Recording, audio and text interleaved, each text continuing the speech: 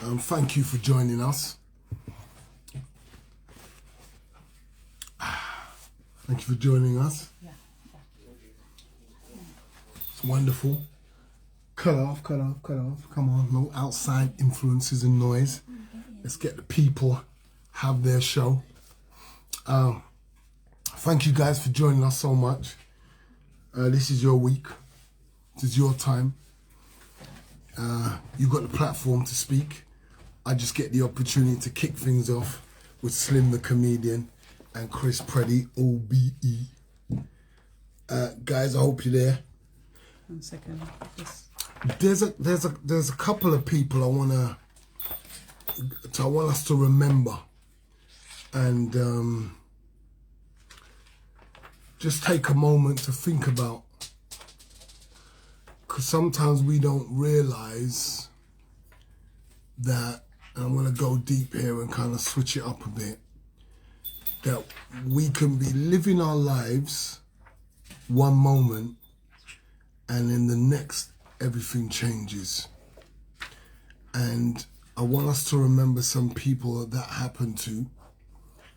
Lee Noble, who was battling with leukemia. And Lee was boxing in Johnny Nelson's, was it in Sheffield, in that gym? I hope I'm right. Let me know if I'm wrong.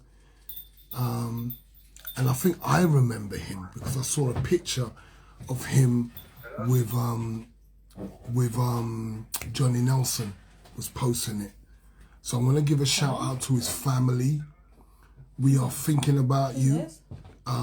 Please, everyone, have a Lee Noble's family in your prayers, because they're going through a lot at this time, having lost a young man in their family that's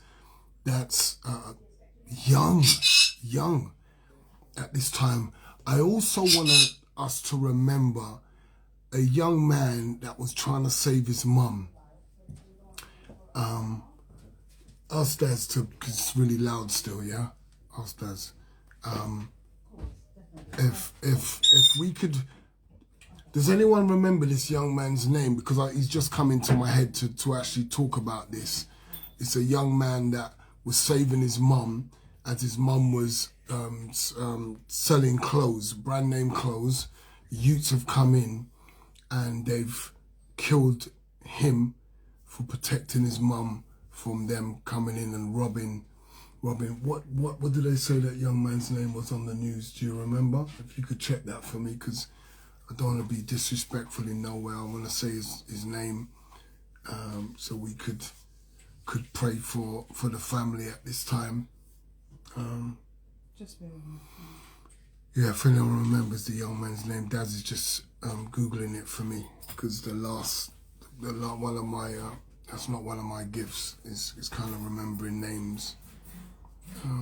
Thanks, bro. No, crack it still, because it'd be nice to catch a little breeze. Did it come up yet? Anyone remember that guy's name? Let me see if anyone said it.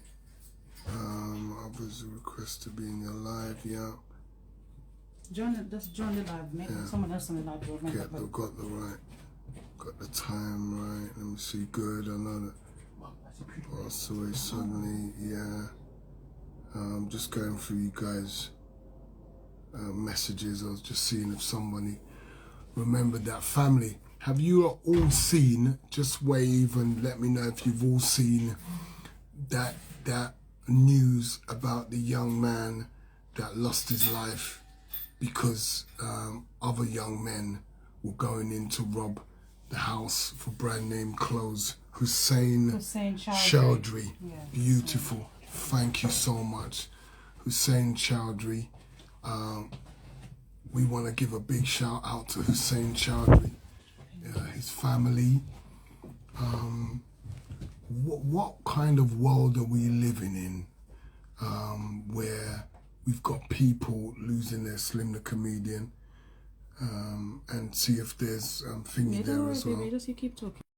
World are we living in where the mindset of our young people will want brand name clothes so bad that they would go out to rob some of their clothes and end up killing somebody during the robbery who's only just trying to protect his mum. What son isn't going to protect his mum? Slim the comedian, my brother and my friend, we are honored to have you on board. I've got so much love for you. You've given me so many evenings of laughter and memorable fun. We all need laughter, especially at a time where people are killing each other over some clothing, bro. Clothing, bro. Clothing, bro. Where's Chris Preddy, King? It's all right. I'm Just bring keep pushing. Chris in as well, but So he'll definitely jump in at some point. but what kind of madness is that, bro? Like It's you're always going out. Like you're going out. You're not trying to get the money to get the clothes. You're just going straight to someone's house who you found out is selling the clothes. We don't even know if it's original name brand garments. Is it even that? But whether it is or not, even if it was, it doesn't matter. The fact that Yes. it's a piece of clothes, Yeah. a brand on the clothes doesn't change the fact that it's still just a trousers, a top, whatever it is. And Yeah. have someone try and break in your home and try to take these things, and the son obviously protected and lost his life protecting his mum is it's a wicked state. Life has become, to me, cheaper than material goods now. Yep. You know, life has become cheaper than to take that guy. The jackets was of more value than the guy's life. You understand? And his mum, because they stabbed the mum as well. They stabbed the mum as well. They stabbed the mum. And the mum survived. Yeah, the mum survived. Yeah, the mum survived. So it was just a straight, I mean, we've always had, let's be straight, because we can't just blame on these youths. Back in the day, if you remember when we was a bit younger. We're not blaming anyone. We're just talking facts. We're not blaming the youths, but we had a similar thing back in the day when Nike brought out Jordans. Do you remember? Air Jordans. And people getting robbed, even in America, people getting shot to death for the trainers. For the trainers. Yeah, I remember that. Yeah, It's all down to mentality. And I think I've been watching a lot of YouTube videos. The first 7 years of a child's life is very important. And it's true, as grown adults, we will look back and think it is very important. We pick up our environment, what we're around, etc. And I think there's a few points lacking now that we had. We might not have all of them, but we had a number of them, which made us who we are now. We had more confidence than today's youths, the majority. I'm not saying everybody's being confident, but the majority of us had more confidence. Yeah, we in the fact we could say no. Do you remember we could say no to a friend? Everybody had a bad friend. They say they're going to do that. I said, nah, man, that's not me. I'll see you next week. I'll see you tomorrow. But I'm not going to go and do that. And I felt no pressure, peer pressure to do something, because no just meant no. You understand? So there's no confidence. There's hardly any morals again. Respect and empathy. I think if you've got those things, or a couple of those things, you're all right. A lot of these children now, for some reason or another, usually it's from the house, have none of these. No confidence, no morals, no respect, no empathy. None. So for you to do that, a kid and his mum for clothes, they haven't done anything to you personally. You want something from them. And because you're going to take it, you're willing, as I said, to end their life. And yours. Ruin yours. Ruin yours. You know? It's something that I think as parents, we do need to sit down and have a strong discussion on. You know, somebody put through, you got drugs that come into it as well. These kids are on. We can't dismiss that these youths, they feel depressed for whatever reason, and then they sink into the drugs, which we know the effects of skunk. We've seen it now in the community over years, especially to the younger generation. The younger generation seem to be just going off their head on it. That's true. There's other stuff like balloons now. You push into the faction, they'll mix up cough medicine with this and that. You say just smoking a little spliff and that's it. Spice. So there's kids on a lot of different drugs that it just alters their mind. And if your mind, they always say drugs or drink enhance how your mind is already. So if you're upset and you have a good drink, it will turn you moody. You're more or less to have a fight because that was the mood. Do you get what I mean? If you was happy about it, and drugs is the same thing. You know, the skunk is really amazing because when you watch the skunk, back in the day, anybody that knows about weed or smoked weed or know people smoke, it was something to relax you, to calm you, to chill you. Meditation, thought, you all start have big conversations. You don't even know where they come from. You start getting intelligent. Yeah, you start getting intelligent, but it killed you. You was mad about something back in the day. You smoke a spliff, you was like, chuff. That was it, chuff. Yeah, that's it. It was the chuff. I can't be bothered with it. Yeah. Now, if you notice a kid that smokes a spliff and he's upset about something, whatever, he'll just become more intensified. That's it. That's right. He actually walking around now. Nah, man, a man don't think, and you think it's this brother nuts. So, as I said, it has got to do with their environment. You know, parenting as well. We got to face facts because we try and blame everything else. You can't. The government, the this, the that. Yeah, but a lot of people push it on a lot of things. All right, I'll tell you some of the excuses. You hear, because there's no jobs, no activities, no funding. The school system, you know, misunderstood. Listen, I hear that, but it was never it ain't designed for the working or poor class people anyway. No, we're all black. We got white friends that just left school, went working. Where you going? I'm down the market, mate. I'm earning a class. You didn't have time for none of that because it weren't designed. It weren't. They didn't see it as it being designed for us. So the odds are always stacked against us. Yeah. It's not like we was given and everybody was given, and come this generation, they just took everything away from them. But Slim, you have to look at the changing times. Yeah. You have to look at the difference of what the youths have got now compared to what we had when we were growing up. We have to look, that's definite. Because they have no money to buy anything. 100%. That's parenting. 100%. But what I'm saying, I think that the system has upped the ante because the things that are invented, the things that are created, actually make you more lazy. Yeah. It makes you more lazy, the mindset. And the food as well. Let's not forget food. Like, I didn't know about eating out and that until I was what age? I never had a Kentucky until I was what age? That was like a treat. And how foods, what's put in our foods. There's so many areas, like I couldn't turn on telly and see two men kissing, two women kissing. I couldn't turn on telly and see a man and a woman getting jiggy.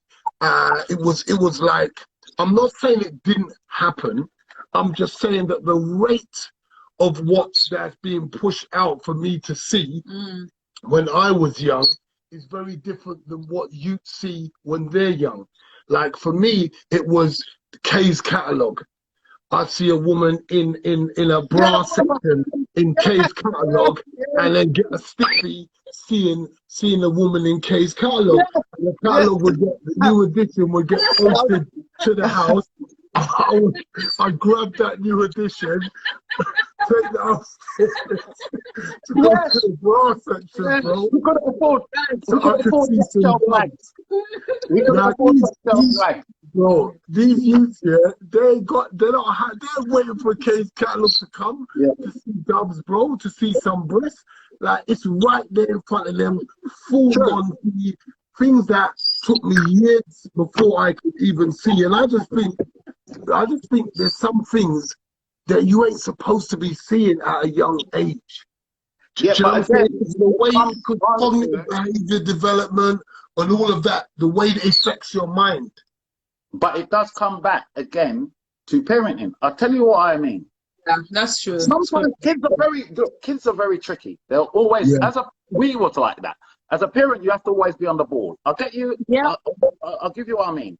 A lot of kids right now have a game called Grand Theft Auto. Yep. Yeah, in their bedroom. But you know how they get their parents to buy it for them. When you say Grand Theft Auto, a parent is like, well, what's that? But if they say, Mum, can you get me GTA? Can you get me GTA, Mum?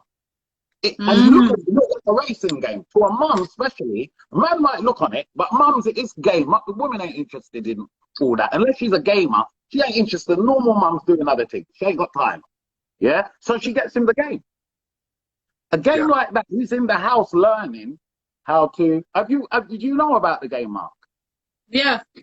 Right. Yeah, of course. Right. So you go around, you can rob people, shoot people. Look at this. Yeah. The game says no real purpose, you know. No, it's just that's all it is. And kids love it. They love it. But when you say kids, though, there's a certain amount of young people. Okay, kids meaning year When I 7, say 8, kids, I'm 9. thinking under They 19, shouldn't be when doing your stuff mum like that.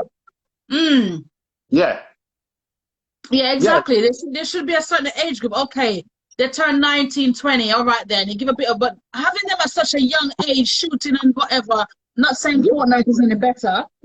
Yeah. Can I just say something, yeah? Not saying Fortnite is any better. Can I just say something, right?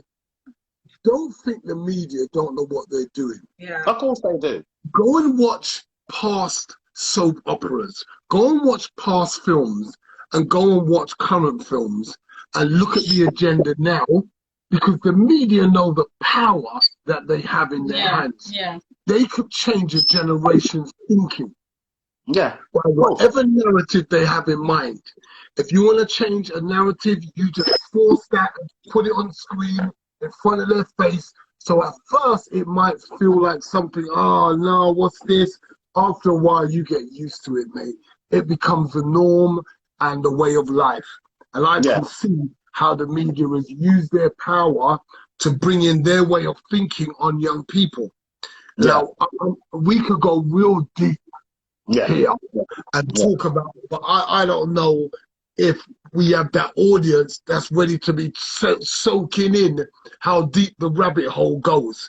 Because when you start dealing with our young children, when you start dealing with paedophilia and all of that, and how they're trying to sort of have our kids way grown up when they're still children. That's correct. They're trying to give our children authority over the parents. You even see that in comedy soaps. It's like the kids run the house. Do you know what I'm saying? It's like the old formation's gone. Yeah. So even parents are afraid to say and do what they need to do as parents to bring up their child. And then as a result, you see how the children turn out, and then the government will report on why children are like this. But for me, they wouldn't understand what's been going on through all the narratives that they have, knowing that it causes more problems, and it kind of goes undetected because you only look at who's doing it. You're not looking at how it began from the beginning, what influenced the mind, what shifted the mindset. So I think it's deeper than we look on the outside. So they bring in gangs, they bring in these individuals. Why are you doing this? Why things change? But they're not looking at, as it's step by step, look at the footprints that led him there. What began shifting his mind to even have these thoughts? What began lowering his empathy levels to be able to, and his quality of life thinking, where he thinks, no, I value another person's life. You know, I valued other people's lives. Well, that's in the foundation again. It doesn't matter. Look, for the first couple of years, the child can't leave the house without his parents. Don't know how to. So that's the true. foundation. Once he leaves the house, he's gonna be exposed to a lot of different things, elements and all kind of things, ways of life, etc. This is where foundation come in good. Mark, certain foundations was laid with us, yeah? So even if we did, some of us did go the wrong way before we become adults and that, but it never felt right. Do you know why it never felt right in your spirit? Because you were trained. There was a foundation in you. The foundation is not there. Wow. That's it. That's it. If it's built in your foundation, your child can always come back. Even if you see them slipping, they're never comfortable. And when they come back from that, they say, you know what? I never felt right them years I was doing that. Thank you. Like, all right, I made money, I did, but it just... Everyone does a turnaround if they live. So Lee, I got to read this, Slim. Lee said, yes, my son brought a phone off one of his mates. I took it, went through it, brilliant. Many parents aren't doing that. It had Pornhub app and loaded pages of Pornhub, so I wiped the lot. This is what I'm saying. It's right there. We don't even realize what's affecting our children and what they're seeing as they're growing up, because they're with their brethren seeing it. Yes. You know what I'm saying? If they don't have the phone, then their friends got it. That's why you might find somebody's bothering you, saying, Mom, I want the phone, but you don't even know why they want to link with this person, why they want to do what they're doing, and they're bugging you so much because they feel like they're missing out on what their friends are doing. Well, that's why home is very important. It's supposed to be a neutral base. Again, as I said, every generation, we were teenagers once, but you know what the difference was? The bullshit we kept out of our parents' house. We didn't try to bring that shit into the house with us.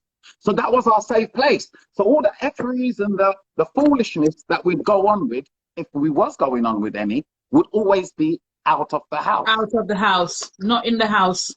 Now kids are trying, there's a very strange point about the Pornhub. I tried to look at a YouTube video the other day and I had to sign in. Then it asked me for my credit thing just to check, which is all legit. But it's when you're signing in, if it's classed, the video's deemed as sensitive content or whatever, you've got to go through that just to watch a YouTube video, not for someone being killed, just more adult material. A child can just, if he knows how to type in porn into his browser, he can get it up, especially if it's an adult browser. It's just come up. There's no checking, double checking. So how can it be that it's harder to get them to a YouTube video than to see porn as a child? Do you know what as well? Because of what's going on out there in the world with these young people getting stabbed, then you find the other parents at home where the children are going off a different road. They might not be getting involved in crime per se, but because of this fear of, I don't want my young people outside, I don't want them going out there to get in trouble and anyone to see them and get them getting stabbed, they try to build a little comfort home. So whatever that young person asks for, they'll give it to them. Yes, because that's they don't true. want to go out. Okay, yeah, you can have it so you can stay in. Yeah, oh, I want to go see my friend. No, you don't need to go see a friend. Here you have, stay the same, you know. You've got that also happening. So you've got another set of children who are not getting involved in crime, but here is getting dumbed. Yes. That's by sitting down, playing all the time, and because of the fear of going out to playing with their friends. I will say one of the best education lessons you can give is to travel. Travel. Yes. A lot of these kids don't travel. You speak to them all the time, Mark. Ask a lot of them, when's the last time you've been on holiday or out of the country? Forget holiday. There's loads of places in Britain you can go. I understand that. You can travel up and down the ends. They ain't even been out the ends. They ain't even been where tourists come over from another country to go. They don't even know what their own country looks like. When you travel, you appreciate cultures. You understand people better. You get better understanding. The same thing I said. You know what I mean? You do get a more understanding of people. Me traveling, whatever you thought about something or a certain place, when you go there, most of the time it's totally different for what you're being told. Okay, so someone said this. All I know, it's not safe for kids to play outside. Okay, so here's the mentality that's going on in our society as a result of what's happening on the streets. Yeah. I meet parents all the time that fear for their young people so much, and I'm going to keep this real, that the fear affects the youth more than the fear of what could happen to him out on the streets. Yeah. Damage to that youth because the parents are fearing for him and or her and keeping them all protected in the house. It does a lot more damage. And I'm not saying send them out there. I'm just saying that fear is projected on the child. Well, and I've seen the effects of that. If you see your mum and dad panicking, you're gonna panic. That's just simple. Whether it's about this, COVID, or you're gonna resent. Panicking, the child will panic. Or you're gonna resent them. Or you're gonna resent them. Yeah. Les, hang on. Les said he can set up a campsite. Camp where? Because I want to go camping. Someone says they put a tracker on their nephew's phone and laptop a couple of years back. Glad I did.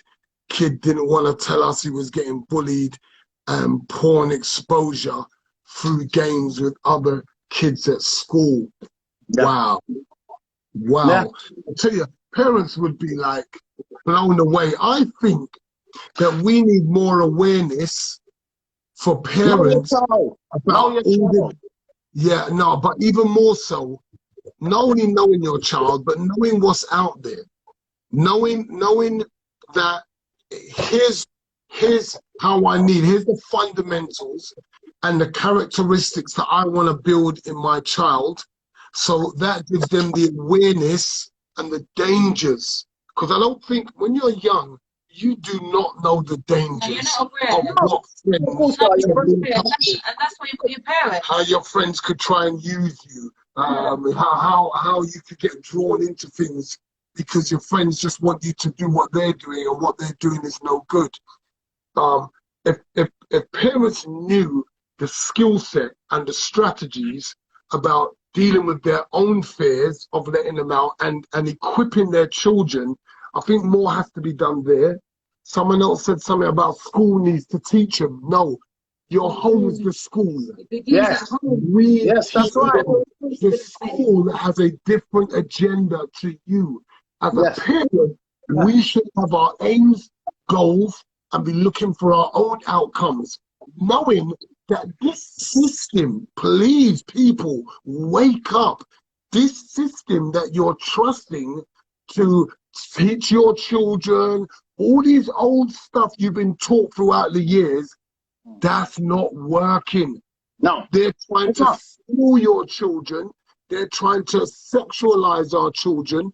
They're putting our children out there in positions of danger by giving our kids authority way before they're mature.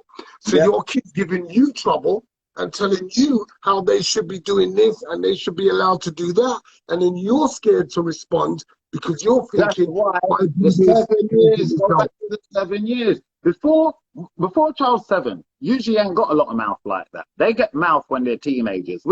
Any parents watching will know. You got a teenager in the house. Yeah, when you're teenagers, definitely. Say, but there's a limit to what they say out of the fear. There's a fear respect you installed in them. That's a fair respect.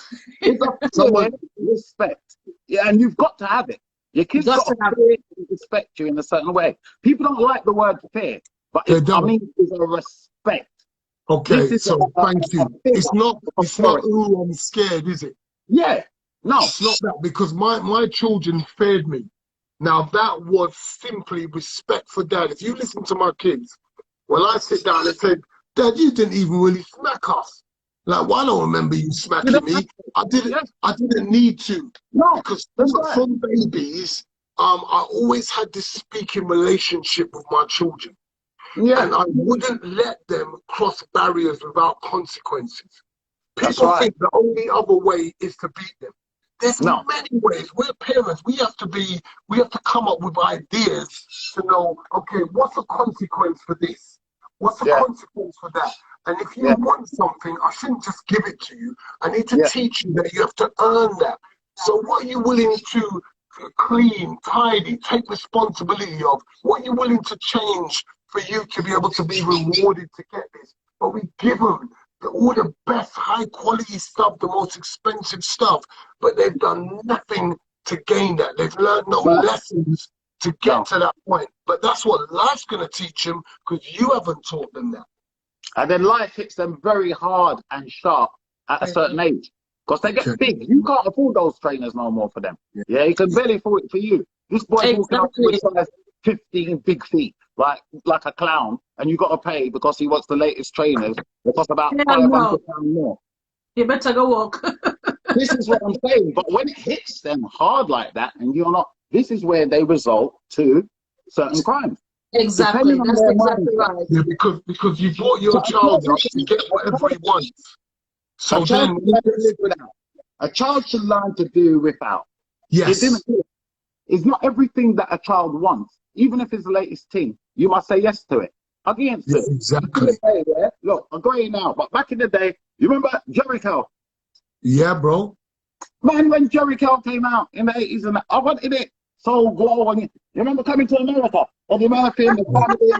I wanted that thing, slow go. That looked wicked. I was about maybe 9, 10, 11, that age. I said to Mum, I want it. Mum said no. I was upset because Jericho was the latest thing. All black people had Jericho. You remember that? Yeah, I remember. Everyone wanted Jericho. Mum said no. There's certain times your mum will say no. Mine was 8 times out of 10. And that's exactly right. And it's okay to say no. Yeah. They're supposed to grow up hearing no, because it teaches them about life. It's healthy. Because what happens with a child who don't get hearing no's in the home, as they go out and start hearing no's, the emotional intelligence can't deal with it. They haven't got that. They don't know how to deal with it. So they do crazy stuff because they don't know how to deal with it. And then I used to be scolding in the house. You as a member of the public seeing them doing something wrong and scold them, they won't fight you or kill you. Exactly.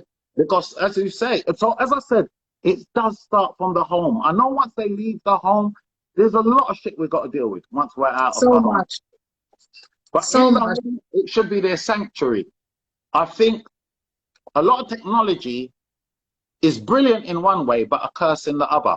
The PlayStation thing, wicked. But at some point, you know, them always online to each other. They don't go out. And this again, they don't have to go out because it's made it easy for me to be with my friends. Yeah. Think about this. Because of technology and because of parenting, because it's not just technology, it's how the parents. Yeah. Young people can stay connected to their friends all day long. Yeah. All day long.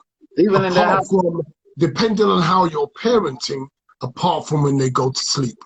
But there's some use. When I finished school, that was me and my friends. It was over. So what I'm saying, they've come up in a different society because things have changed. That's why it's even more important for parents to be vigilant and to be able to say, listen, guys, I love you guys, but there is a danger to technology and it's too much, too early. I know you don't understand. I know you don't get it. I know that all your friends, maybe their parents don't feel like I do, but the knowledge I have and what I'm trying to achieve, you need to understand and work with me because I love you. And your communication levels with your child enables to make up for the areas that they may not be too happy with you. Yeah. Because you don't get this enough. But they have a closer relationship with you than their other friends who might be able to do whatever they like when they have it. But they don't have that closeness with the parents because the parents have allowed things so much. Well, why should the youth want to sit down and spend time with them when they got their friends online all day long? So most parents, you find it difficult to have conversations because when they want to talk, the youth just switches off. They don't get anything from the youth. Again, Mark, in the house, if you feel the kid's too much on that game, switch it off. Do you remember the time you watched telly too much? Your mum says, hey, turn off the telly. Turn the telly off. You and your brother woke up 6 weeks holiday, woke up real early, being on TV, watching, and your mum thinks you've watched it for your tonic half. And go to door. Go outside, go play. This thing where you've allowed the PlayStation to babysit your son until it's become more important than you. I do understand that they're hooked on it. I do understand that hook technology. Because it's a massive technology. Yeah. But It's you know, massive and addictive. they've been doing that from young. So if you allow a little youth to play on a game all day, he will. Who wouldn't? Of course he will. Of course Of he course he will. will. But it's down to you again, the parent, to say, Boundaries. you know what, you've been on that a couple hours, turn off that. I don't care if you're upset. Turn. And then there's reward. Okay, you've cleaned up. I'm not You've rewarding washed. you. You've gone to school. You've been good. You ain't getting detention, stuff like that. Okay, boom. That's a very good reward for you because you've been doing all these things that you agree. We've talked together, and you agree, because it's about us getting our young people to understand, not to just push it on them and force it on them, but to let them see the full picture of where their life heads, where their life is going, depending on how they think and how they behave, and what path does it lead. Because that's all we're doing as parents, showing our young people that when we choose this path, when we choose this action, which comes from our thoughts, so really, when we choose to think like this, here's where you're going to head. Now, it's not always a given, just because you may have spoilt your child, just because you may have made, allowed this and that to happen, because your child could come to a point where they think, you know what, I made some bad mistakes here, and I want to make some changes. I want to get working. I want to get focused. Because someone told me that they spoiled their youth, and their youth kind of woken up. Now they're on point. They're not getting in trouble. They're working, stuff like that. So we're not trying to tell everybody it's a given, because that young person has their journey as well. And I woke up. I had 6 years of madness. From running away from home at 15 to 21. Utter madness. Done things that I'll be like, what were you doing? Like, just stupidness. And that's what comes from being young.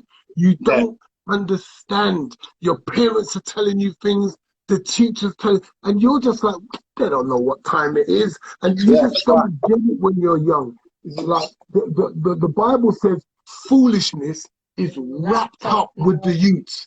And I'm a witness to that.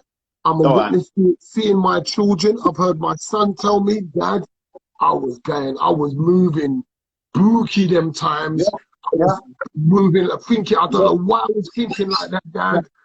He didn't even get it. But this is the period that we go through as youths, and it's worse now because of all that they're open to and all that they have access to. Someone said parents never used to say, parents never used to explain why they say no. No meant no, simple that. That is true. That had its good side and its bad side. Because I tell you what, sometimes when you tell a child no, or a young person no, it does need an explanation. Because it stops you from guessing and stops you from wonder why. Why is this? Because as a young person, you don't know. You don't understand. You want to understand. So I wish that my parents would explain their no's sometimes. So I incorporate that with my children. I explain my no's sometimes. Not that they'll get it. Not that they'll get it. It doesn't matter. You've explained it. You know what? Our kids are not stupid, Sometimes, and we weren't stupid. Sometimes we knew why mum said no. It's just we're trying a thing. You either get a yes or no, innit? You try a thing, and mum said, what? No. And you think, you know why? You don't have to explain sometimes. You know why I said no. If you those are the ones you don't need to explain. Yeah. But I've had times when you've experienced like, oh, I didn't see it that way. And it was dropped. Because obviously, sometimes you do not see it that way. And it needs an explanation. So let me explain something, yeah? This week, I was in a prison. And I got to do a prison visit. Yeah. And the way I broke down truths to these youth. Now, the way this youth was 16-year-old, 10 years, put someone in a wheelchair, ruined their life. And I'm watching him telling me. And I realized this guy don't even know what he's done. I can tell by your body language, your facial expressions, the way you're explaining it to me, that you haven't actually made a connection with the damage that you've done through your actions. So what I done, I didn't say, oh, no, man, I can do that. You put man. No. What I done was I broke it down in a complete different way. I let him see the letters at the end of a road, that he is deciding that he's bought into this mindset that someone's told him that those letters and those numbers mean that you have to defend and fight and create enemies with people that look just like you. Yeah. You have to maim them, hurt them. In fact, you have to act like you're in the army and you've got ops. Because that's what they call them. They call them ops. They do, yeah. I want to know, why did you decide when you had a choice, you could have said, wait, let me think about this. Do I want to put guys in a coffin? Do I want to put a guy in a wheelchair who's just like me, feels the way I do, wants to enjoy life, wants to have children, wants to have fun, wants to feel loved, got his mum and dad, all of that. I want to put him in a wheelchair. Would I like to be? Have you ever considered any of those thoughts and why you're doing it? Because you are doing what? Defending a letter and a number that's been there before you were born, is going to be there afterwards, and then in the same breath, you say you hate the system, you say you're against authority, you don't like feds, the council tax is pressing your mum, the government, you want to talk badly about them because of what they're doing to you and the life that you lead. So wait a minute, the guy was like this. He went quiet and he started nodding his head like nobody had ever thrown a different way of looking at it to him before. And he was like, wow, like, do you know what? Like, that's deep still, you know, bro. Environment. All he kept doing was nodding his head. Yeah, it's environment. Like, yeah, he never got, it wasn't grown around much people that gave him good advice or would give good advice. Sometimes they're only around themselves. So you'll get negativity coming from, no man, do this. Oh, you should chop him up. You should. So it's negativity that gets said. Someone switched it. You switched it. You said, this is what I said earlier. These points are made about being confident, having morals, respect. Empathy. Yeah, exactly. It needs to be taught in the home. Do you understand? And this is why he went out and done this. Do you understand? I'm not saying you can't do that or not, but it's easier when you haven't got these points in your life. No empathy. So you don't have no empathy towards no one. You will stab someone. Of course you will, because you don't even know what you're doing. Remember, you were not there. You didn't follow him to the hospital. You didn't see him groaning and moaning in pain. No. You didn't see his family come in, breaking down, bawling. You never saw the pain. You never saw the fear in his eyes when he realized that his life could be edging away. You never saw the process. There's no consequence for that. You done that and you left. So it is my job to bring the truth, the real picture, without judgment. Here's the power of my message. These guys, their eyes are open like this. I have 4 groups. I work from 9:30 to 5:30, non-stop, group after group after group. I got a little half-an-hour lunch break and that, but it was tiring. But did I take the foot off the pedal once? No. Why? Because I know that I could see them for the last time. Yes, it could be my last time of seeing them.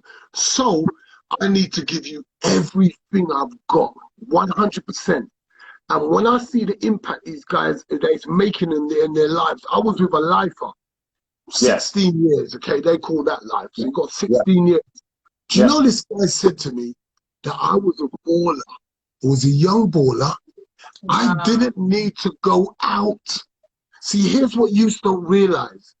They're going out, following their mandem, not realizing you made the mistake already. Right. What are you going to do now? Because the mistake was that you left out with them. Yeah. You took your tools and you went out. And even if you didn't, they got tools and you went out. You're with them. So this guy goes out. He don't need to be there. He said, I didn't need to be there, Prince. He goes out. It kicks off. His twin brother is kicking off with the guy. The twin brother's on the floor. The guy's got the better of him. Okay? Yeah. The guy's got the better of him. What's he doing on the floor? Poking the guy in his torso 17 times. What? 17 times. When the guy gets up, they're like, what are you bringing live? What are you doing this and that? And he goes, what are you talking about? His brother didn't know. So the guy lifted up his top and he just sees bare blood. And he said, as the guy tries to move, he just collapsed to the floor. Now, what's happened in his life? 16 years for what? These youths, I'm telling you, it's fear. It's fear of facing the fact that I have to now, I finished school, whatever I'm doing, I have to now make something of my life. I have to now make an effort. I have to now think for myself. I have to now have a vision about what to do. That's scary. So what happens is, that's scary. What happens is, there's a bunch of brothers that are doing a different thing, and they're all moving together. So it takes a very brave. I told him, where's your nutsack? I said, where's your nutsack to walk alone? Why do you have to walk with other men? Because it's fear. You're scared. Everyone talks about, I'm not moist.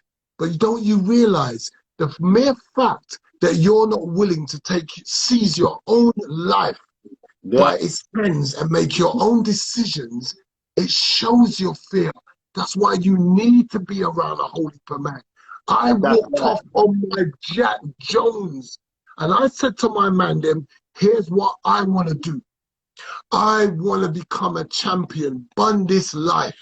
And it's only later on that I realized how powerful that was, because it was way easier to stay in the comfort of my clique. Do you understand me? I could carry on driving my Beamer, looking good, but I looked at myself and thought, wait a minute, what have I got though? What have I achieved though? I'm flossing in my Beamer. I'm flossing with this 4-ounce chain on. I've got all my brand name clothes, but I said, who are you? Who are you, Mark? And I'm saying to you, they ask yourself this question. Because I've heard man say to me, yeah, but he's got money though. I'm like, wait a minute, guys. That can't be your destination. The money can't be your destination. It's got to be what the money does for you. It isn't the money. It's what it does. So what you're looking for is, you want to be able to make your mum happy, because you can buy a home, you can change your lifestyle. You want to be able to buy a vehicle because it allows you to get about, and you want to look good in it. You want to be able to earn a good income. Because why? What does it do for you? It makes you feel like a man. It makes you feel like you are somebody. It gives you a sense of achievement. So that means you're not after the money. You're after a sense of achievement. You're after a sense of belonging. Because that's why you want a purpose and a vision. Because it gives you that sense of belonging. This is what I do. You want a sense of protection and for your mom and the people that you love. So what's happened to these youths? They've been fooled. They've been pimped. Listen, when I broke down to these youths that you have been pimped, bro, they look disgusted. Because I didn't just tell them, I broke it down in stages to explain how you got pimped. Because what happens is, another person is doing something in life and he brings you into his vision. So he's got something that he wants to achieve. Let's just say it's county lines. Let's just say it's his own business that he's running, He needs you to help him make his business work. So whatever type of business is legal, illegal, he brings you in. Do this, do that, do the other. But I'm saying to the youth, where's your vision? If he can think of a vision and bring you in, you've got a powerful mind. Where's your vision? Why can't you think of something that you love, that you want to achieve, that you want to become, and begin your process and your journey in life by working on that? They're scared of how hard it is. They're scared of failure, not understanding. Why? Why? You know, hold on. Do you know why the fear comes from? And we are guilty of it, men and women. We have spoiled the youth, and we've taken away children's responsibilities. Back in the day, you know, stuff that you would just have to do. It gives you responsibility to do. It could be you've got to spread your bed, do the laundry, you do the hoovering, you do the washing up. I'm not saying that mums don't, but chores are dying. Parents are kind of, oh, I'll do it because I'll do it properly, or they'll take too long to do it, or whatever. But the child slowly, chores are dying. He doesn't learn responsibility. Everything's chores done. Are dying. Right, hold on. So by the time the child is 16, with mum doing everything for him near enough, he's got to a big boy. In the real world, he can't bring mum to work to do his work. Do you know, I heard there's kids that bring their mum to their work interviews. I've heard this.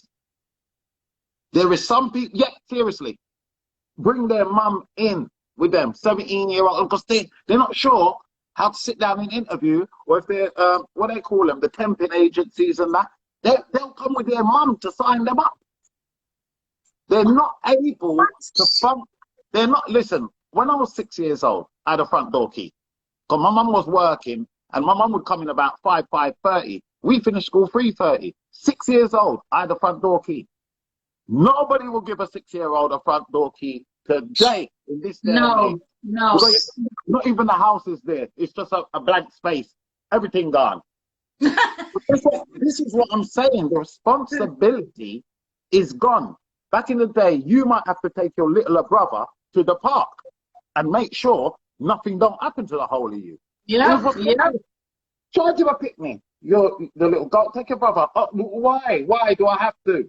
Why? He's your child. Exactly. You couldn't tell your mum he's your child. You have to take the youth. So we learned responsibility, I do believe, from a younger age. Yeah. I think, again, Mark, you're right. It's out of fear of parents letting their children out on the road to do these things. But back in the day, they didn't have that. Your mum taught you sense, got to the shop. I need you to go down and get me up on. I need you to do this. I need you to do that. You start them from a young age and gradually send them further and further and further. That's what you do. Yeah. Someone said, one mum asked me if she could come into the interview. I just looked at her. See, you don't understand. You got from teachers to these people that the guy that's just or the person that just wrote in there. You're not understanding. Mums are holding the children, and you know what? It's not a bad thing because mums think they're doing it for love. There's a lot of mistakes we make, and we think that come on, Slim. Slim. I'm a mummy. Okay. No. Listen, so I'll tell you what's changing parenting. We become scared to let our young people experience things, experience falling over, being hurt. Do you understand what I'm saying? Like, I saw this little kid, and I know it's a small thing. I saw this little girl climbing a tree. It wasn't high, it was a nice little tree, and she just wanted to swing on the branch, and it was like a 3-4 foot drop if she let go and dropped. Okay, even if that. The mum was right there, going like this, and I thought, wow. I thought, look at our mindset now. A part of growing and experiencing is figuring out how far I can go. Figuring out how it feels to fall. Why? Because the fall that we have as a child, we're going to experience as grown-ups. Yeah. You have to fall. You have to get hurt. You have to go through these things because life is going to hit you and you're going to fall and you're going to fail. So if we keep trying to protect our children from everything, we have created this person that's grown up who can't deal with life. Then it has an impact on mental health. Then you find kids get so stressed. Then you find they can't handle stuff. It's not going the way they thought. And then they start imploding. and we're wondering what's going on. I just want to let my youth know all the time, life is hard. You're going to have to deal with difficult situations, guys. Look at my life. Yeah, but you know what? So I want you to go out there and experience stuff. Go and get a job. I could like make things so easy, but I don't want to open every door for you. Yeah, I don't want to open every door. Show me what you've got. Not every child has a motivator in their house as well. You got to remember this. A lot of mums and dads do good, but there's some. All right, I give you hints. It don't mean they listen to me. I know a lot. It don't mean they listen to me. Yeah, we might be saying the right things. They don't listen. They got to go through their process. I get that. So even though they got one, they know I've got mad love for them. Sometimes the seed doesn't take root until it's ready. When the student's ready, the master appears. That simply means when your youth is ready to take in the knowledge and understanding, that's when the knowledge and understanding is going to soak into him. So all the stuff you've showed him before is going to make sense. Later on. A lot of things my parents told me made sense later on. My mum used to say, show me your friends and I'll tell you who you are. Later on. And you were like, no, I'm not that no friends. I'm not that no friends. Yes, you are. My own thing.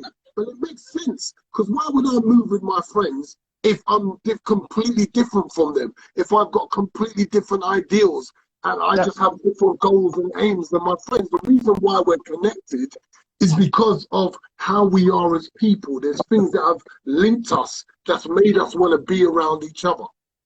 So it makes sense now. And it's like motivational speakers talk about you're only as rich as your 5 closest friends. Yeah, that's right. That's true. So you want to be prosperous, you want to be successful, put yourself around people that are being successful, that are driving, that are striving, and that are gaining an income so you can learn from how they're functioning, how they're developing. Yeah. Don't be afraid. My mum left me climb some crazy heights. I bust my mouth. Enough time. Yes. Cool. Same here. Cool. Allow me to jump and bust up myself. At the end of the day, you see a little boy riding in the park now. I don't mind so much girls, but that's me stuff with daughters.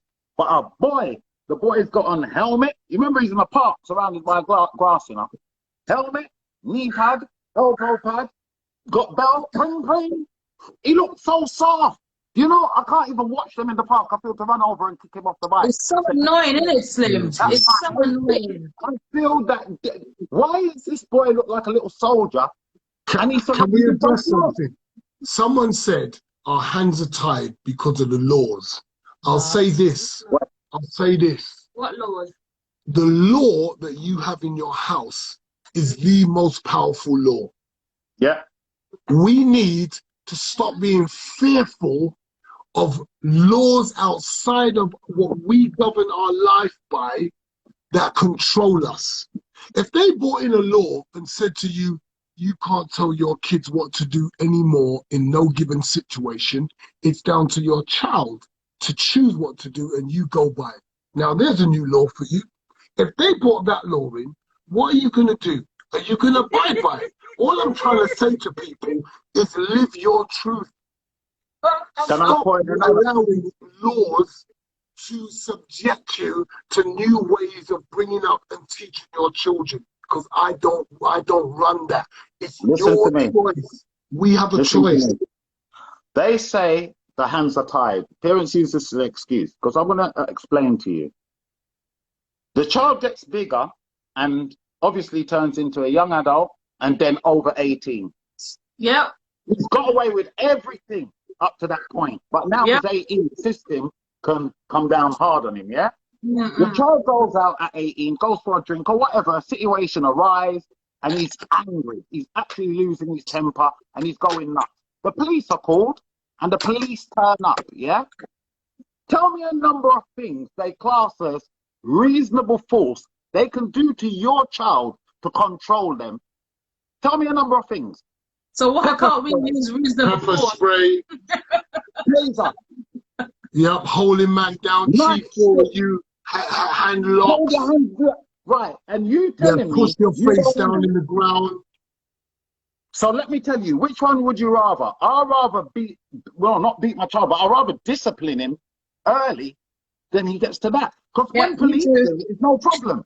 Police, look, tasering is electrocuting your child, right? That's the equivalent of your child rude. You call them into the kitchen and put a plug, some wire into the plug. Turn it on and tell them to touch it. That's right. That's Literally right. what you're doing. All right, it's a means of control, and I'm not knocking them. If they've Yeah. got it, I'm going to give it to them. But you can't give the police powers to actually physically restrain and physically harm And your then child. say to your parents, and then tell the parents you can't do nothing to your youth. So you're leading your youths to the police. Listen, Okay, so that's a big point. some parents are scared of their children as well. Let's get this straight. Okay. We don't All right. speak about Before this you go aspect. into that, let me read this. Mark, I bet you was the dad at the kids' sports days screaming, it's not about the taking part, it's the winning that matters. Behave, mate. Ha ha. Now that's really funny because I'll tell you something about me. All I ever want for, let me share what I shared with Kyan. All I said to my son was, do you know what, son? I just want to see you enjoying your life. Kyan loved football. Yeah. He was doing it. He was doing it. When Right. my kids are out there enjoying themselves, you think I care if my youth comes last or first? Yeah, All I sure. want to see is my youth not giving up, not quitting, and giving 100%. Yeah. No. I'm the happiest dad out there. Okay? Yeah. We've got a video with you. We'll show the video. Shouting. Show the video. See you like Say what? that. Say what? Hey, what's wrong with you?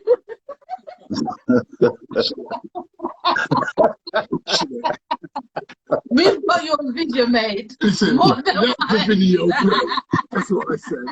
Let the video play. But let's keep it real. It is about taking part, and it is about giving 100%. Because sometimes you see a youth getting upset because things don't go their way, their head goes down. So they want to give up. And that's the opportunity where you have to push them and say, lift up yourself, keep going for yours. That's what I'm about. That's what I'm about, because I want to, you can do sports to develop your kids.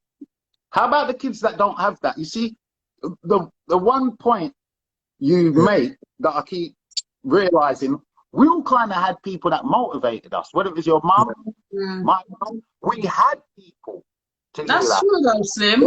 Children out here, They ain't got no one. I know teachers, as I said earlier. Wow. There's a story of the youth was in year 1, that's 4, 5, 5, first year school, coming to school with a little bud of skunk and 5 tablets. Now, I don't know if they're medical tablets or now this is what I'm saying. Now, the mum is that kind of junkie kind of, you got to understand, some kids don't Yeah. bad start off in life. Their first 7 years. I agree. Because of the parent. And some of these youths out here angry is because they've come from that kind of shit. Yeah. The mum's a junkie, the mum said, it's not always easy on a kid. They'll get teased over it growing up. Mm. You know, Yeah, that's true. So a lot of the kids that do, I'm not saying they really didn't get a great start in life. You're right, Slim, I agree. You know? That's why I do what I do, because I know this. I teach them that you guys, if I go back in your history, which I've got access to, I've already seen them in care. I've already seen they've been let down by parents. I've already seen that some of them ain't even had no parents because they've been alcoholics, drugs. One you told me that's where his dad was on, and his dad got him into it. So when you see the history of it, you realize, wait a minute, this ain't about judging these youths. No, it's not. This is about understanding and then saying, what can I do to be of service to you? I offer these youths me. Here's me. What can I do for you? Knowledge. After we turn the light bulb on, After we turn the light bulb on and they're like this, like, I'm like, what now? What can we do now? How can I support you moving forward so you go on a complete new path? And that's how this thing works. We open our youth minds. Parents got to understand it's really hard for us because your youth are used to you. They grow up with you. You change them nappy. You feed them. It's like you don't become their hero. You're not the main source anymore. When they were babies, you were everything. And as they got older, they begin to look at you in a different way. Like they didn't need to trust in your words. They don't need to. They know better. So that changes. So then someone like me could come in and speak to your child and make a breakthrough with your child. But I haven't said nothing different. I may have said it in a different way, but I've been saying what you said. And I've said it in a different way. And then the youths connect with me. But I'm telling my own youths this, but they're not connecting with me because I'm bad. Yeah, that's right. Yeah. That's correct. That's correct. It doesn't matter that I've been on Sky Sports. It doesn't matter that I've got awards. It doesn't matter. His dad. Come on, Dad. Do you know what I'm saying? They smell my shit. They hear me pooping. I'm Dad. Do you get me? They see the good, the bad, and the ugly. That's why they're not impressed. I'm not impressed by us at all, mate. Yeah, they don't. You can't talk to somebody that smelt your shit. Whatever. Go on to you cut yourself some slack with your children not listening. Keep making the efforts. Keep creating forums, open forums. Even though your youth might not love it, keep doing it. Because I'll tell you something about young people. They do. They are smart and they love the way you love them, even though they may not get it at first. But they knew that they're not. As they grow, they will tell their friends, "Nah, my parents was like this. My parents was like that," because they will hear their friends growing up and think, "Wow, like nah, my parents never done that, boy, for me," and they begin to be proud of some of the things that have upset them when they was 13, 14. And now they're 18, 19, 20, 25. They're like boasting about those things and they're proud of you. So I'm just encouraging parents, keep going. Keep teaching your youth the right thing. Trust in your gut. Learn different techniques. Get parents' books. Learn about cognitive behavior because it's what we don't know. It's what we don't know that's really limiting us because we love them, but what about the skills? That's completely love. That's completely different. I could love my wife, but if I don't have any skills in communicating with her and understanding, then what's going to happen? I could love her to bits, but we're always arguing because I don't understand that I've got an ego and I need to remove that and put it aside, show her love, bless her by getting rid of that ego. That's love. But we're not taught that. We're just taught that love feeling. We're not taught that love's about an action. So if I love her, and she points something out to me, I'm gonna say, okay, I'm gonna work on that, babe. I'm not gonna say, yeah, well, you're this and you're that, and I attack back. And that's the point. And that goes with the young people as well, because our young people, because we're parents, it's as if we can't do anything wrong to offend them, but we do. And I believe that we should listen to them because that's sometimes the barrier that we create between our young people where they don't listen because we've done something to them where we sometimes know that wasn't nice, but we don't want to apologize. I'm not apologizing to you because I'm the parent, I'm the big one who's telling you to apologize to. That is wrong. Because sometimes that's what gets in their heads and their attitude that needs to be changed. It needs to be changed. You need to, because you would want someone to apologize to you too. Why can't we do that so we can soften their hearts more and they learn from us that this is how we treat other people? Not I'm big, there's nothing you can do about it. No, you have to respect their feelings and their emotions also. Not because they're our children, because we are growing them. That's correct. That is correct. I'm loving all the picking up all the parents out there doing their thing because parenting is not easy. Every child's different. Someone said Bevis said that's some stinky shit. Serious, Bevis, you are That's just you, running man. some proper jokes. I'm loving Bevis today, though. That's you, bro. Man said that's some stinky shit. We had some people that wanted to join us today, and now we can do more than one. So it doesn't matter. It doesn't matter. Professional boxer, are you ready? I'm bringing you in. Tell me what you want to talk about. Invite professional boxer. Are these all the people that wanted to come in? Okay. So if you want to come in, just join us. Can we do free now? Teach respect if you don't practice it. You can't That's teach 100%. respect. 100%. Okay, because our children are learning more from watching us than they are from us telling them what to do. They do. So if my boys see me hoovering up, cleaning up the house, they know that's how a man flexes in the yard.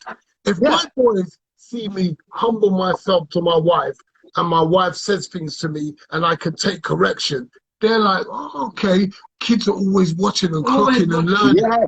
Yes. So they're learning, and sometimes parents aren't aware that the way you interact with each other is teaching our young people a lot. 100%. And they clock things, because we clock 100%. things when we were little. You know, I used to wonder what was going on. The mum's always like moaning at dad about this and this and that. And I listen, watch my dad. He'd go quiet and ignore her and don't say nothing. And my mum would be going on and on and on. And my dad said, you woman just nag. And You know what? You're tired of it. I'm getting to relationship. that age now. I'm 49 and I ain't got no strength for argument no more, you know. I've reached that age and I understand it now. Yeah. I laugh. Because where somebody wants to argue, especially the other half, is like, I'm just, I go silent. Which, you're supposed to talk a problem out, but sometimes a woman, when she's hot on fire, it's better to let it off. Let it off her chest first before you approach that speaking together. Because you can't get a word in edgeway. When she's on fire, she's on fire. Yep. Someone said kids pick up a lot. They're smart, exactly. Definitely. They're Very agreeing with smart. us. They are very Listening smart. is a two-way process for most. Yes, we are the boxer. Wait a minute. Is that my guy? Who? What's your name, bro? Hello? Can you hear me? He's not saying nothing. My man sipping on his Ovaltine, lad. Bro, can you, can you hear us? Come on, you know. I understand. The man's got Bro, are you hearing us? Are you hearing us? Can't hear you. Can't hear you. No, can't hear you. I can't hear. Can you hear me? Can you hear me? Yes, I can hear you. Can you hear me? That's we can better. hear you. How are you, brother? You good? I'm awesome. Tell everyone your name. My name is Yassine El-Mashi, professional boxer, the most avoided boxer in Britain. If you go on Google, this is about a few weeks ago, a guy texted me this. Whose corner was you in 2013? Now listen, that's why I called you before. I want to get in touch with you because you make my days. Because obviously you're my brother, you're older than me. I will learn from you, but I've helped you to train for that fight. You remember? Yeah. Yes, sir. And I was training you, doing the pads, the bags. You're an animal. Sorry to tell you this, but you are proper. Nah, man, feel free, bro. When I went with you to that corner, you knocked that guy out like listen, I can't say nothing. Yes, it was your advice. Yeah, I told you to do not step back. Okay, so Yaz says to me, in my first fight back after 13 years out of the ring, and I spent a year training every day to prepare for that comeback, and Yaz was in my corner, and he said to me, Prince, listen, don't step back from this guy anymore. Just go forward and stop him. See, remember, you are a brother. I I listened to everything you said, bro. But I don't know where you stopped, but you should carry on from there. If you carry on, you could make it to the top. And bro, listen, yes, you didn't know I got offered a WBA world title fight. Whoa, nice. Listen, tell me, what's the brother next to us, next to me in the picture? What's his name? His name My is name Slim is the Slim. comedian. He's Slim, the that's top nice to British meet you, brother. comedian. Nice to meet Nice you, to brother. meet you, Good brother. talking. Go and watch his stuff, bro. This guy, for Yeah. me, and I don't care what anyone says, #1 British comedian. He's Wow. up there. Yeah. He's, Wow. All he's this That's dead. Chinese, like Big Nasty, Mo, Gilligan, all these comedians, Slim was a pioneer from I will time follow you, before brother. these I'll guys. follow you after this. You I'll missed follow out. definitely. Oh, you aged No, me, bro, man. I'm just telling the truth, bro. You were Yeah. before them. You were before Instagram. You were before Yeah, Twitter. Okay. You put Okay. the work in. We know who he is now, but did he know who you are? me. Would I know who Mark is? Yes. I'll be in a. Okay. I'm. If you don't know, if you No, wait, know he's who gonna tell Mark you, is, yes. He's if gonna you know, tell you. yeah, tell me. Tell him, Slim. Mark. I've known Mark since I've been about 13 years old. Where did you used to So come it's when you been gone to school, bro? I've got what 36 years. I know Mark. Yeah, Where Wow. did I you used used to. to come when you bunked off school? Mark had a flat when he was about 17. He's about 3, 4 years older than me. He had a flat up Don't St. you? Anne's Road, North Yeah. London, and I used to be up there, Nice. 17th floor. You know what I mean? When that lift broke down, you remember? We went up there. Yeah, man, it was crazy. It was crazy. Wow. Wow. So, I Okay, know Mark. I grew up with Mark. let's say some stuff about Mark and the boxing world, because like I've got my followers that are all Yeah, from boxing and stuff like that. yeah. I haven't Nice. got much followers, but Mark, he is one of the hell of a good fighters. I didn't know who's Mark is when he used to come to the gym. I'll be honest with you, I'm not gonna lie to you. Yeah, Yeah, he Thank comes to you. the gym, a humble, a nice guy. Most fighters, most boxers that are humble, I can tell you, most of them, like Anthony Joshua is a humble, he's a good fighter, but he's a really nice guy. Yeah, not much people like this. Mark, he came to the gym, introduced himself to me, we were chatting, we were talking. Do you remember Mark? In Yeah, I remember, bro. 2008, yeah? He's Yeah. training, he's preparing for the fight. Someone told me, Don Charles told me in the gym, he's a good fighter. He's got 21 fights, 20 wins, or 19 knockouts, or something like this. Is it 19 knockouts, Mark? Yeah, 18. 18, anyway. But now, Yeah. yeah. And I see, okay, the guy's good. But someone else coming into the sparring and the gym. I just don't need to remember the lovely guy. You sparred with him. What's his name? Wadi Camacho? No. No. Ayub? No. Not Ayub. I know. He fought against. I tell you. Nathan Cleverly? Thank you very much, Nathan Cleverly. Nathan Cleverly came to the gym, and he said, "Is that you, Yasin El Machi?" We shake hands. He knows me. I know him. He's a higher fighter than me. I was just a big chatter. He was going for a defense of his WBO World Title Championship. Yes. I'm coming up for this. I'm coming up. Anyway, I've seen him. I know him. He's a good fighter. I said, listen, this guy, he's gonna take Mark apart.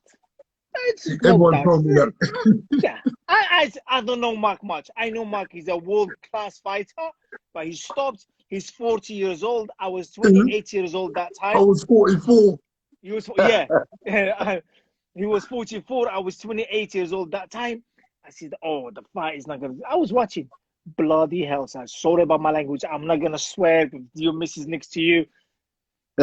I've seen a different type of animal in the ring with Nathan Cleverly. Nathan Cleverly is a good fighter. Very good fighter.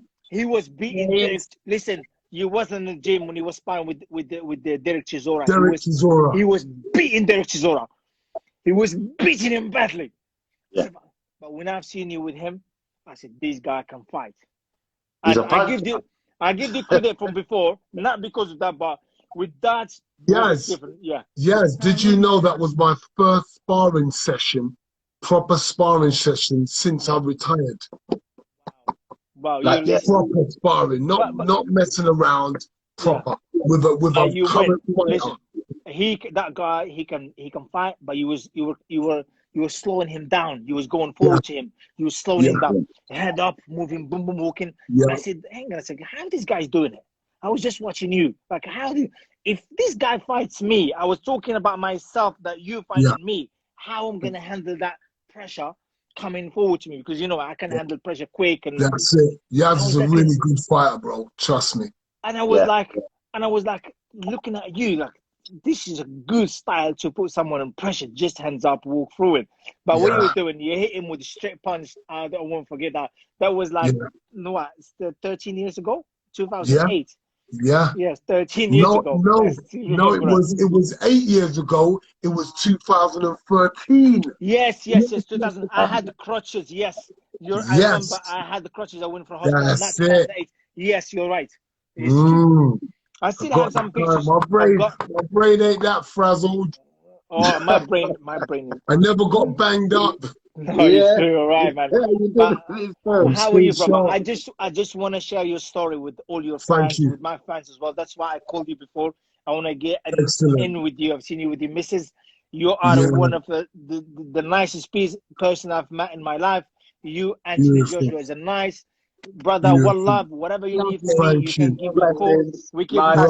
My man, I follow you. I'm gonna follow you right now. Thank you, brother. Excellent. That's up there. Thanks, Yaz.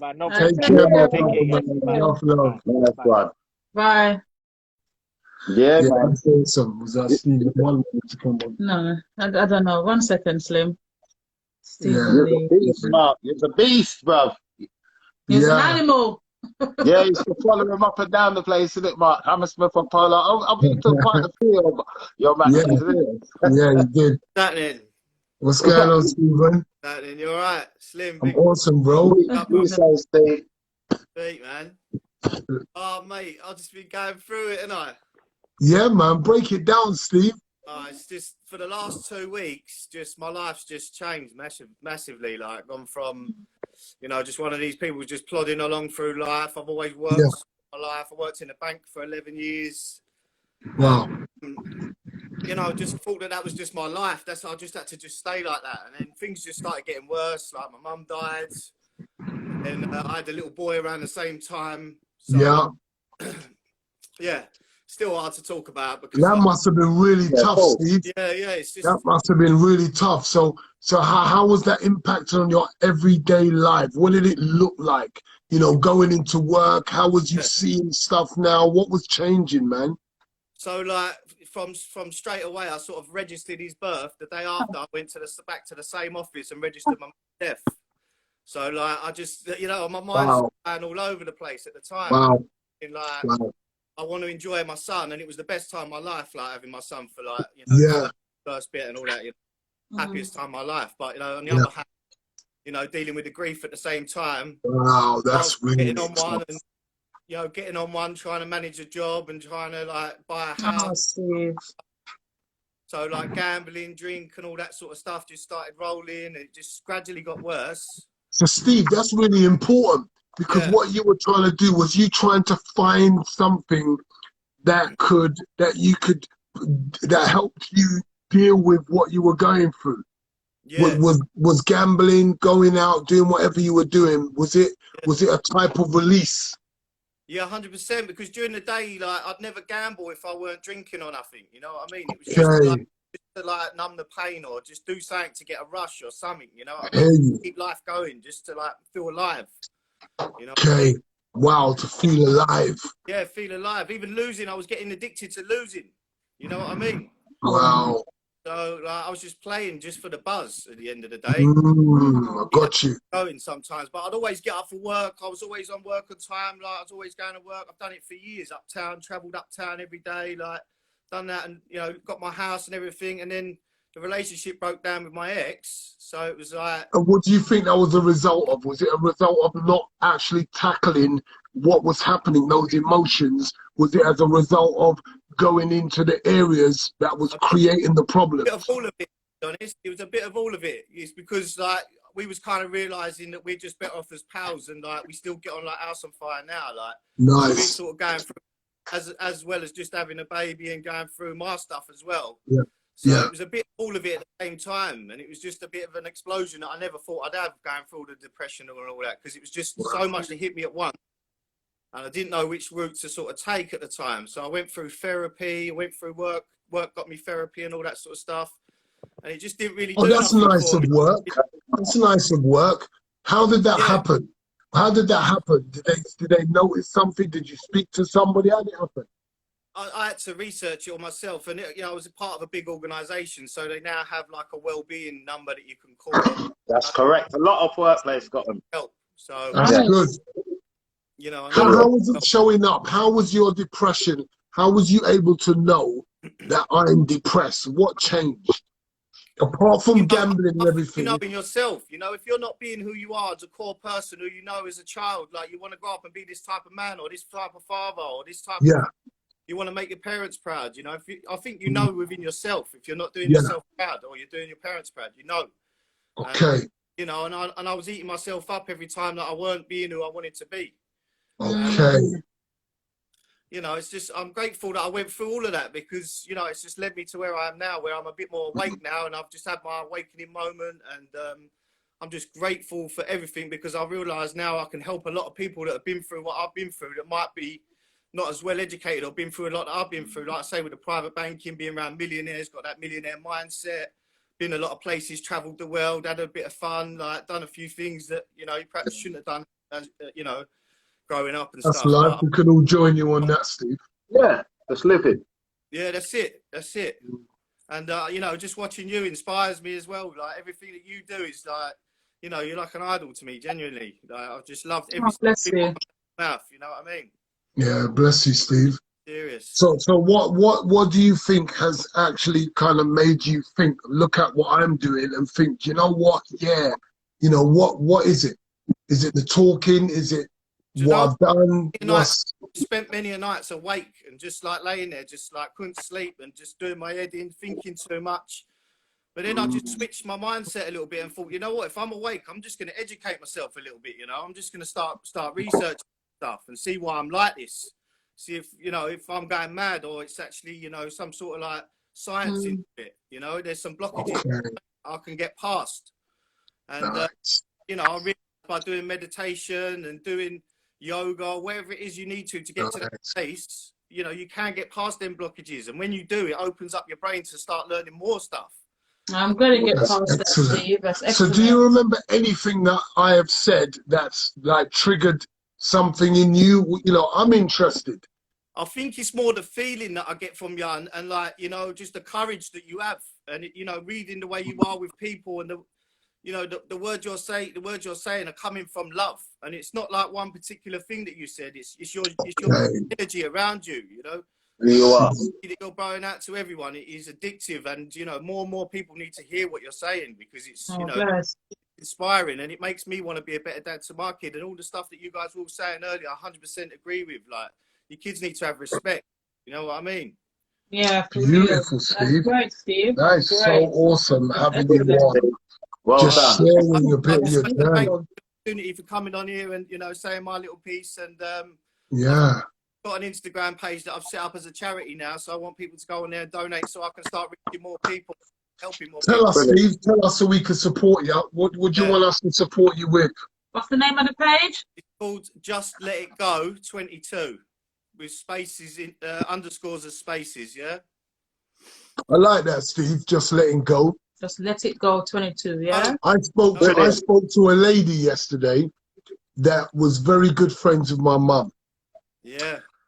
And she's lost her husband, and she hasn't let go. Yeah. She hasn't. Let me. When I say let go, I mean that you just need to accept what's happened in life. I tell you, a lot of us are carrying baggage in an unhealthy way. And it's not allowing us to learn, grow, and become better people through the experience. We need to learn how to embrace our experiences. However painful, there's still lessons in there for us. That's it. And I just wanted to release her mind for her to let go of these stones, because I look at it like a backpack that we carry, and every time we want to take on a new experience that we've gone through, whether it be death, trauma, whatever it is, if we're not looking at it in a healthy way, like, how can I become better through this?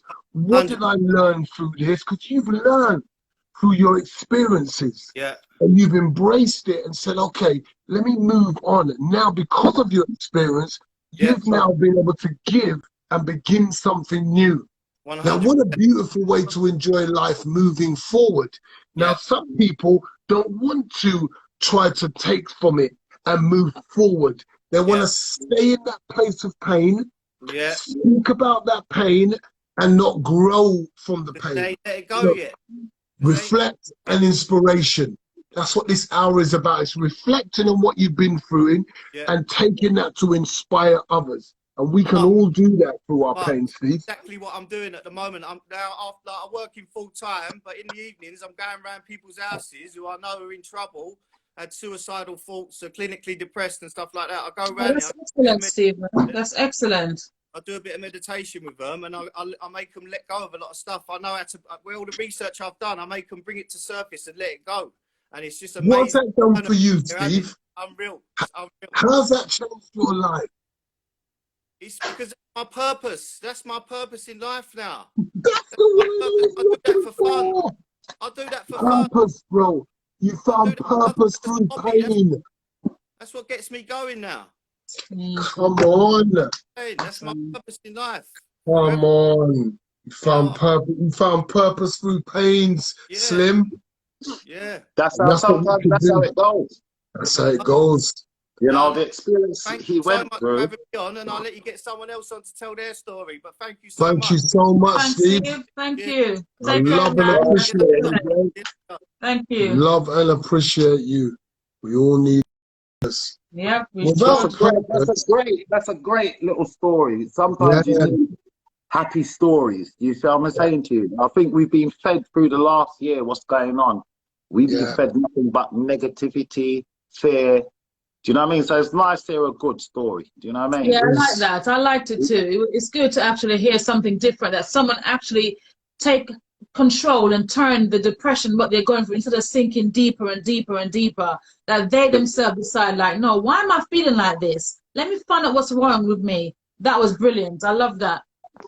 The foundation was very good as well, because one thing that I did like he said that he felt like he's letting his mum down. Do you know what I mean? And I told you, certain foundations help steer you back. Yes. Do you understand what I'm saying to you? Yes.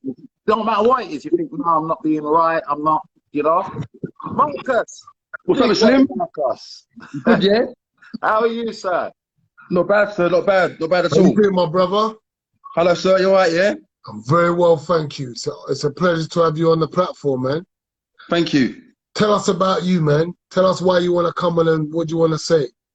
Well, I just briefly joined, and I heard you having a discussion with the other guy. Yeah. Steve knows my story. 5 years ago, my mum committed suicide. Wow. She jumped in front of a train at Mile Station. Wow. And 2 months later, my dad passed away after my mum. So I lost 2 parents in 2 months in 2016. Wow. Even to this day, it's quite hard for me. Of course, man. I've got PTSD from the trauma of what happened to my mum, anxiety, and I set up my own mental health awareness campaign a year after my mum died, called Don't Suffer in Silence, because my mum suffered in silence. She didn't show any form of mental health at all. She was working, happy-go-lucky. She didn't drink. So when I got that phone call saying that she took her life, it was a shock to her whole family, because she didn't have no form of issue. She was depressed or something. I could say, you know what, that's why. But there was no signs. Typical Caribbean woman, typical, don't want to show their kind of struggle, you know what I mean? Show, yeah. That's it. So, But that's what actually got to her in the end, because it's hidden. Where we try to hide it somewhere and sweep it away. But we need to understand that this is what's actually killing us. This is what's creating the illness. And it's like, I remember a friend, I asked this guy who went mentally, he really went off and went into a mental home and all of that. And I asked him, and I said, what happened? What was that point where everything changed? And he goes, Prince, I was thinking so much. And he said, and this was his word. He said, one day I heard, he said that was the sound that he heard in his head. He said it was like, and he said that was it. After that, he was a different person. He said he ended up in the mental institution. He's like, he had so much weight down in his head, so much thinking, but no getting it out. You know, get it out, communicate. And I love what you're doing, suffering in silence. And obviously, don't suffer in silence. And obviously, just let it go. Yeah, that's beautiful. Brilliant. So what's happening is, without you guys going through what you go through, where do we get these things from? These awesome organizations is birthed out of your pain. Like, I want to empower you today, Marcus, man, and just remind you, bro, walk in power. Know the legacy that you have created on the back of your mum. Your mum has not died in vain. Her life, everything she's done, you are representing that through how you live. People are getting to meet your mum through you. Because of the way that you love them, the way that you care about them, the way that you're concerned about their mental health, the way you want to bring awareness. Because your mum didn't do that, but you're doing it for her, and you're allowing the world to see, I'm here to help. Bro. That's what I believe in. Because before my mum died, I was kind of a different person. I was very materialistic. I was a bit of a dickhead. I'll be honest.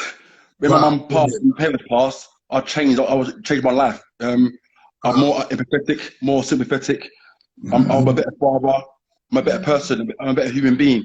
And my mum didn't die in vain. I believe she died for a reason. Because the amount of people I've helped with my campaign, I'm literally proud of me. Come on. Every day, bro. When you wake up, every day, bro. Talk about it. That'd be the first thing you do. Say, thank you, bro. Thank you for the life that you lead now, because of the decisions that you made. You have become powerful. You have given yourself purpose, and you are impacting the world. That would never happen if you didn't go through this. You 100%. Could still be that same dickhead getting on with your life. And I'm so sorry that that's the process that you went through to get there. But why not have that choice that you made than carry on being a dickhead and your mum died? If you're going to suffer your mum's death, why not make it count? 100%. 100%. Make it count. And this is what I told you. I took a negative and made it into a positive thing. Come on. And like the people go to me, I'm brave, I'm strong. I'm not strong. I believe my mum gave me that strength to kind of follow this path. What I believe it's to the day I die, I'm gonna. This campaign is part of me. It's part of in my heart, helping other people. Even as a black man, black men are very. You can't really talk about your feelings and that. I cry all the time. I do my videos. I cry, talk to anyone. People can message me. I met my partner through my campaign. I trade my life around for the better thing. And I call it bleeding out.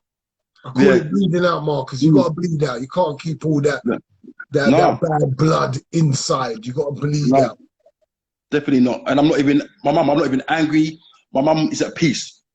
She's at peace now. I know that she's in my heart, in my mind, and I'm following this path, and I'm excited about the future.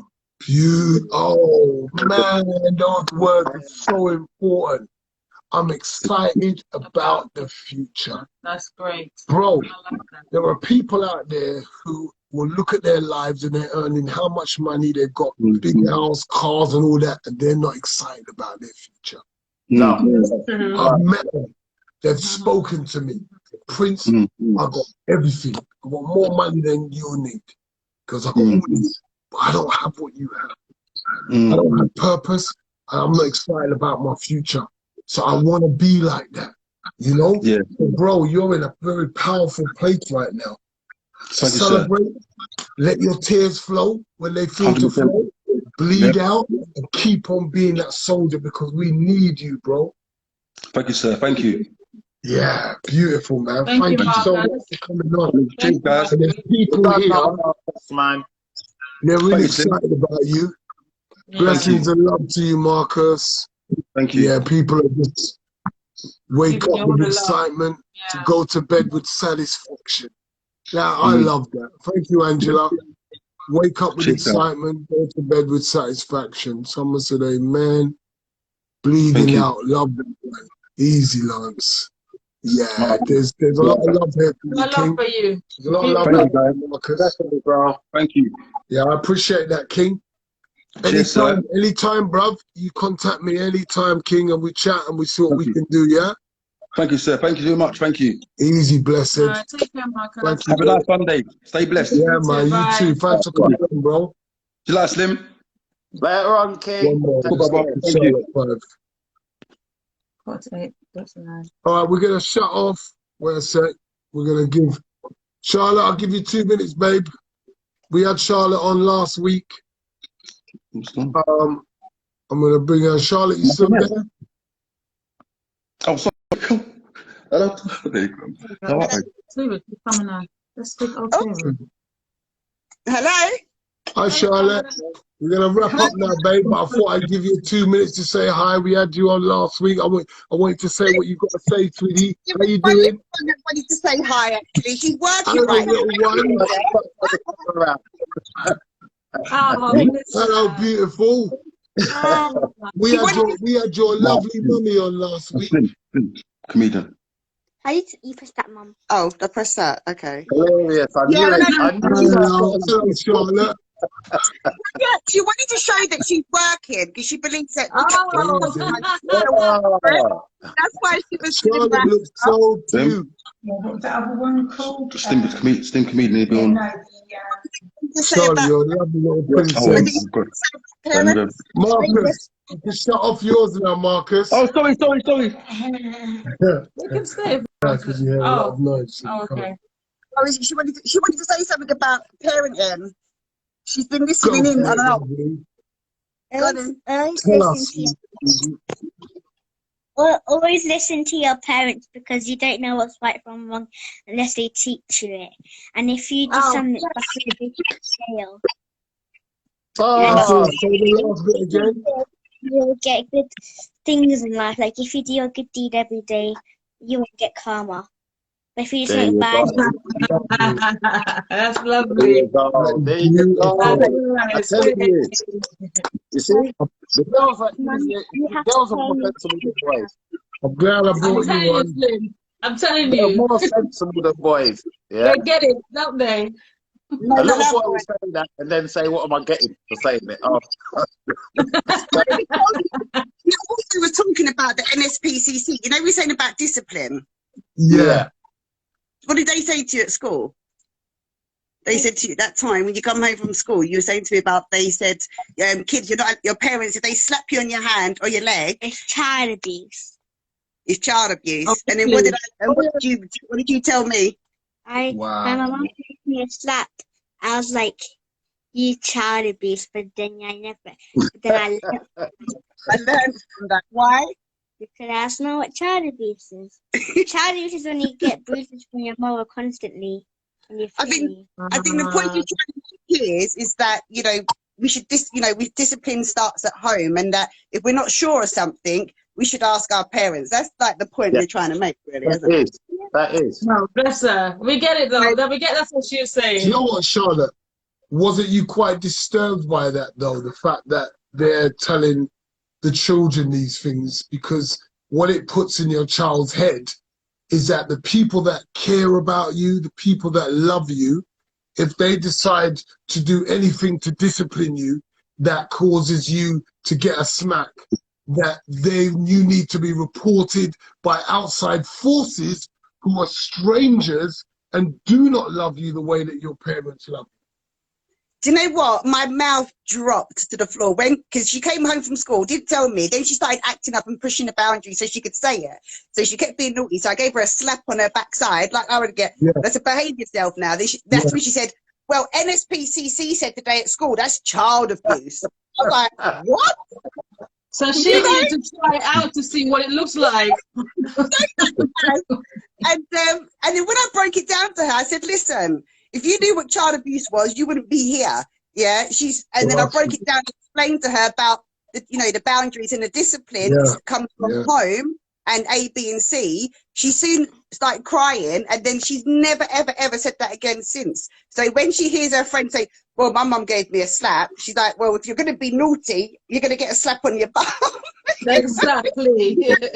The home and not every. It's just, what it is the school didn't break it down to the kids clearly. They just basically said, "Listen, if your mum hits you or your dad hits you, it's breaking the law." Yeah, the law. Instead of saying, "Look," and where I explained to her, I worked for social services. I explained that actually, by law, you are allowed to give your child like in a safe place. So they say like your backside or your hand, as long as there's no permanent bruising or long-lasting bruising.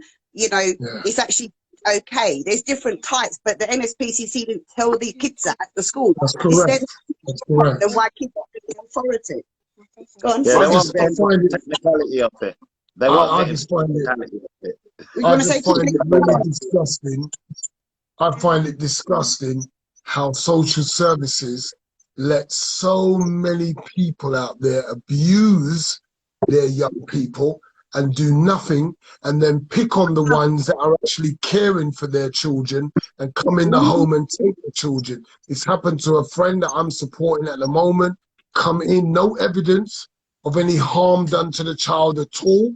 Come in, take the child, and those cases happen so many times. Social services have a lot to answer for. And I'm not saying every single worker's bad. I'm just saying that something has to be done about the system and what it allows to happen. Okay? So at the moment, my missus is squeezing me, making me feel very nice. I might have to run. And you gotta go. You gotta go back to work. My friend that feels abused, I said, "Do you know what it means?" And she was like, "No." And I'm like, "If you knew what it meant, then I would have seen bruises all over your body and you would have been crying to me or the teacher." So basically a parent slapped their child, and then the child went around the whole school and said, "I'm being abused from Wow. See, these are the problems that it causes. This is what's happening got to break this down properly. Yeah. So, but anyway, she wanted to just really mainly show you the work that she was doing, and that she wanted to ask a couple of things. But so we're gonna shoot. She's got work to finish before bed. All right, beautiful Princess, we love you. Charlotte, we love you. Thank you for coming on. See you later. See you later, little princess. Thank you for coming on. Bye. Bye. Discipline me. I would have been doing madness on the streets or in jail. Thank you very much, Marcus. If my mum didn't discipline me, I would have been doing madness. Thank you. It's the discipline in the streets that's needed. Les says, get a room.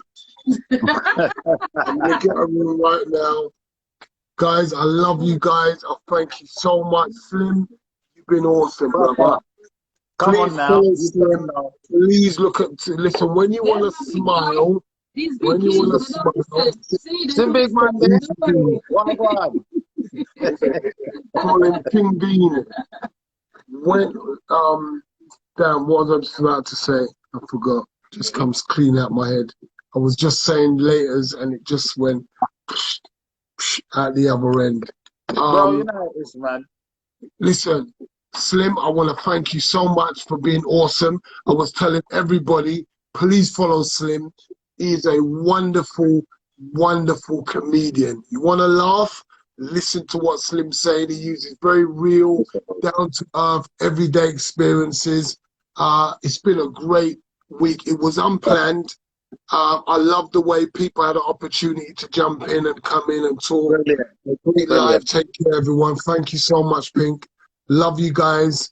Thank you. Keep messaging me.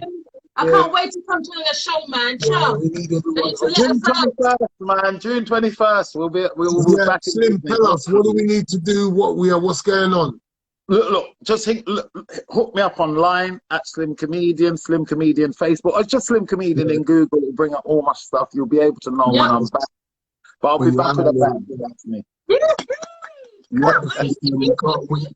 Everyone have an awesome week. Stay positive. First thing you do when you wake up, be so grateful for life, right. an opportunity to bless somebody and show someone some love. Take care, y'all. Take care, all. Remember, you got access to me. Any help, any employment, any problems, give us a shout. Later. Take care, guys. Bless up. Bye, Slim. Take care. Bye, darling. Bye.